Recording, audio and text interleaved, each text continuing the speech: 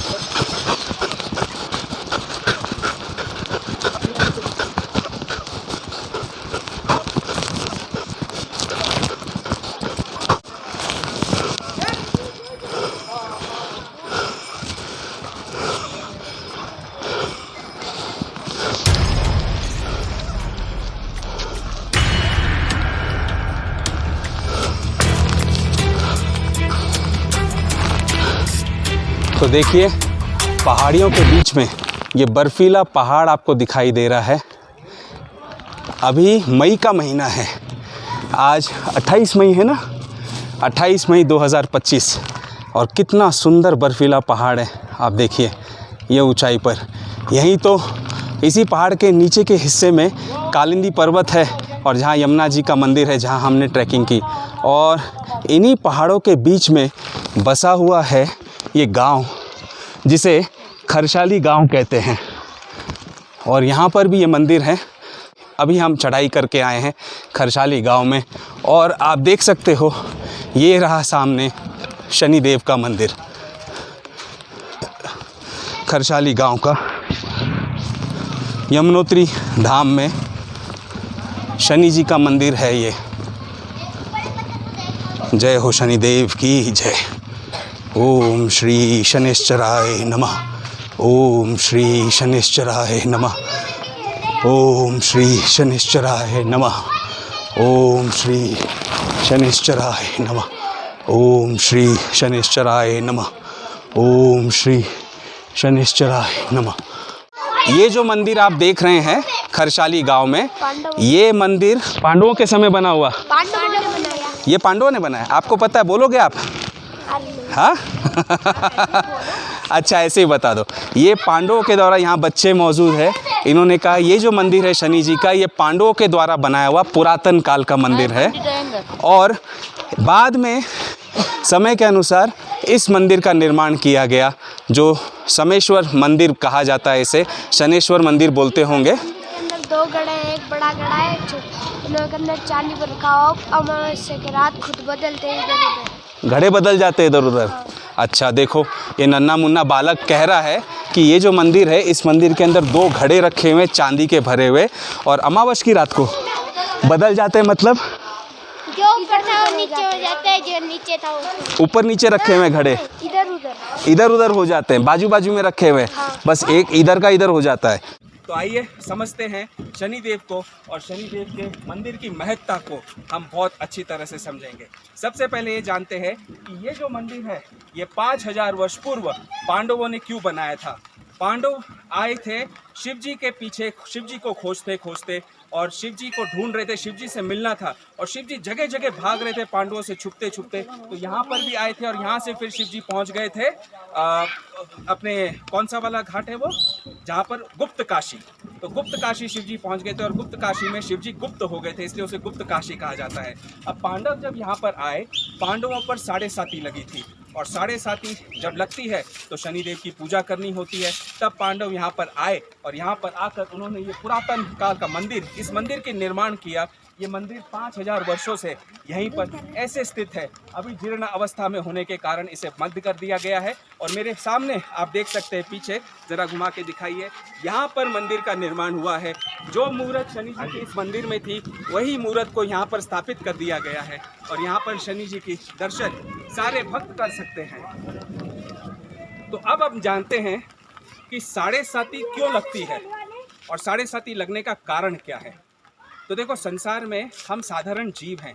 84 लाख योनियाँ भगवान ने बनाई हैं। 84 लाख योनियाँ यानी गधे, घोड़ा, कुत्ता, बिल्ली, कीड़ा वगैरह सब बनकर यहाँ आते हैं। क्यों? अपने अपने कर्मों के अनुसार। पाप कर्म जिसके जितने ज़्यादा होंगे उसे उतने नीचे निम्न योनि मिलती है, जिसके पुण्य कर्म ज़्यादा उतने उच्च कोटि की योनि उसे प्राप्त होती है। तो जब हम मनुष्य देह में आते हैं, यही एक ऐसी योनि है जिस योनि में आप अपने सारे पाप कर्मों से मुक्त होकर मोक्ष धाम की प्राप्ति कर सकते हैं, मुक्त हो सकते हैं, अपने सारे पाप कर्म फलों को भोग कर और पुण्य कर्म को एकत्रित कर। क्योंकि बाकी सारी योनियां जितनी हैं मनुष्य योनि को छोड़कर, वे सब की सब भोग योनि है।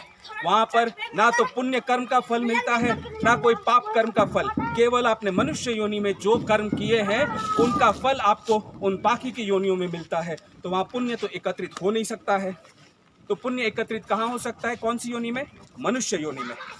लेकिन जब हम मनुष्य योनि में आते हैं तब भी तो हमारे कोई पाप कर्म रहते हैं ना। और इस जीवन में आने के बाद माया का प्रभाव ऐसा होता है और इतना इल्यूजन होता है कि हम इतने कंफ्यूज हो जाते हैं। हम पैसे के पीछे भागते हैं, धन के पीछे भागते हैं, काम क्रोध के पीछे भागते हैं, एक दूसरे से नफरत करते हैं। पाप और इकट्ठा होता जाता है। ज़्यादा पाप इकट्ठा होगा, फिर मनुष्य योनि से नीचे की योनि में धक्के दे दिए जाओगे। ज़्यादा पुण्य कमाओगे तो ऊपर की योनि में जाओगे। लेकिन 7.5 का यहाँ पर कनेक्शन कैसे आता है? अब आप सोचिए, आपने सारी योनियाँ भोगते भोगते भोगते भोगते गाय की योनि अंत में मिलती है और गौ की योनि मिलने के बाद मनुष्य की योनि मिलती है। अब आप मनुष्य योनि में आ गए, लेकिन मनुष्य योनि में भी आपको जो जीवन मिलता है वो आपके पुण्य और पाप कर्म के आधार पर मिलता है।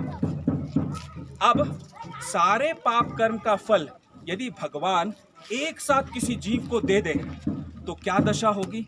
वो जीव जी ही नहीं पाएगा, क्योंकि पाप कर्म का फल बड़ा खतरनाक होता है। आप किसी को एक चाटा मारो तो आपको 10 चाटा पड़ेगा। आप किसी का 1 रुपया खाओ तो आपका 1 लाख रुपया खा लिया जाएगा। और उसी तरह पुण्य का कर्म भी होता है। अगर आपने किसी को हाथ देकर उसकी सेवा की, उसकी सहायता की, तो 100 लोग आपकी सहायता करने के लिए खड़े हो जाएंगे।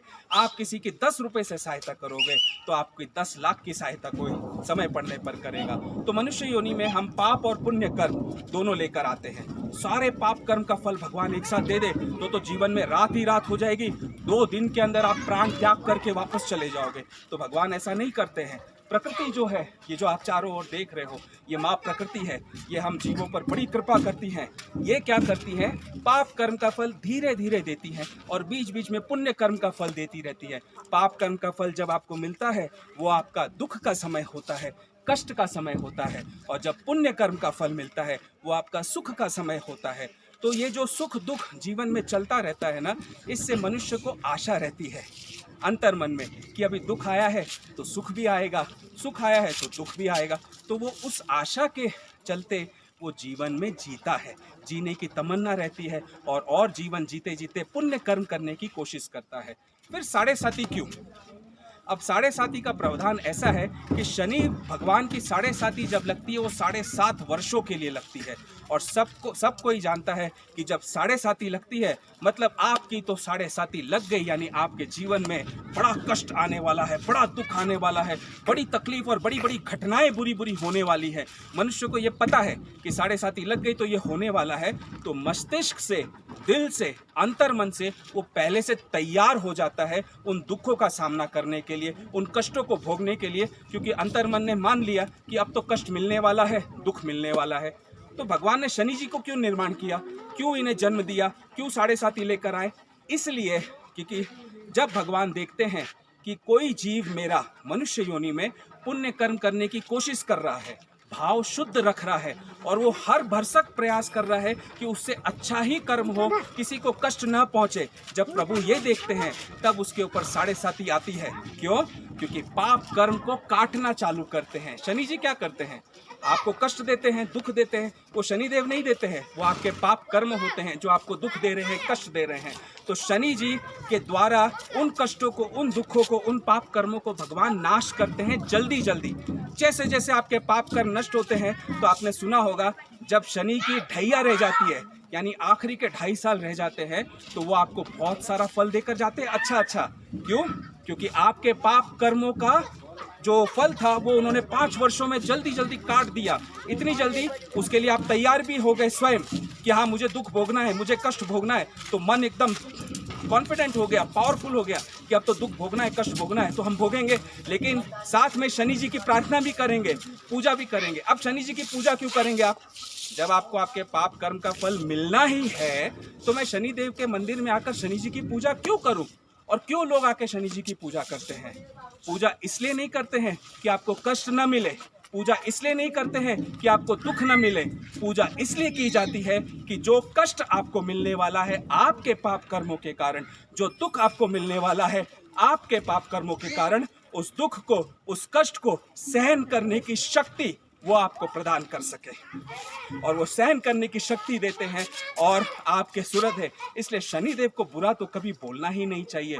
वे तो आपका भला करते हैं क्योंकि आपके पाप कर्मों को जल्दी से जल्दी काटते हैं। तो जो धर्म के मार्ग पर चलेगा, सच्चाई के मार्ग पर चलेगा, उसके ऊपर 7.5 एक बार नहीं, 2 बार नहीं, 3 बार भी लग सकती है जीवन भर में, क्योंकि उसके पाप कर्म जितने होंगे उतने काटने के लिए उसके ऊपर 7.5 लगेगी।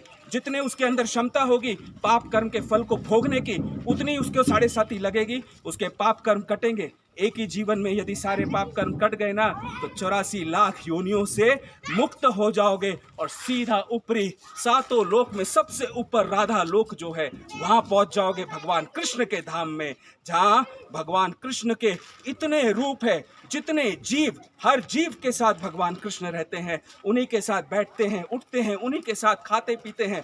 बस आप मुक्त हो गए और भगवान के इस माया जगत को, इस क्रिएशन को, इस जीवन को देखते रहेंगे और भगवान की लीला का स्मरण करते हुए वहाँ पर उनके चिंतन में, उनके ध्यान में डूबे रहेंगे। तो शनि देव आपका भला करते हैं, कभी बुरा नहीं करते हैं। मैं खड़ा हूँ शनि जी के धाम में, यमुनोत्री जानकी छट्टी से 2.5 किलोमीटर की दूरी पर ये शनेश्वर मंदिर है जो पांडवों ने निर्माण किया, और यहीं पर भगवान ने मुझे आने की आज्ञा दी। आज तो रेस्ट करना था, लेकिन फिर भी प्रभु ने वाणी दी कि जाना है और इनकी महत्ता जीवों तक पहुंचानी है। तो मैं यहाँ पर आपके सामने आया हूँ और जीवों तक, संसार तक शनिदेव की महत्ता पहुंचाऊंगा, ताकि आपका भी मनोबल बना रहे। पाप कर्म के फलों को काटते रहिए और पुण्य ज़्यादा से ज़्यादा करते रहिए। लोगों की सेवा करो, अच्छा भाव रखो। प्रकृति कहती है भाव बहुत ज़रूरी है।